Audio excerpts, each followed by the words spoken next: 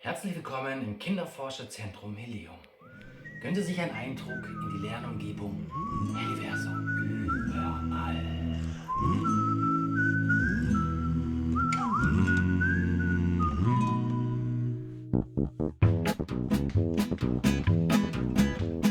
Hallo HELLEUM, hier wohnt Helle und Leon. Sie sind Forschergeister par Exzellenzium. Helle und Leon laden alle Kinder ein zum Tüfteln und Verstehen und um neugierig zu sein, zum Begreifen eines Navi-Phänomens. Warum, wieso, weshalb, wenn ich frag, ist halt nicht dumm, aber gelangweilt. Selbst entdecken ist das Codewort hier. Wecke nur den Forschergeist in dir. Ob Luft, ob Sonne, Müll oder Wind, ob Wasser oder Boden, sei ein Forscherkind. Das sind die Themen und noch viel mehr. Helle und Leon richten was her, auf Navi, Umwelt, Technik, Energie. Hier könnt ihr forschen, vieles frei erforschen, wie noch nie, lasst deiner Neugier freien Lauf. Helle und Leon tun es auch.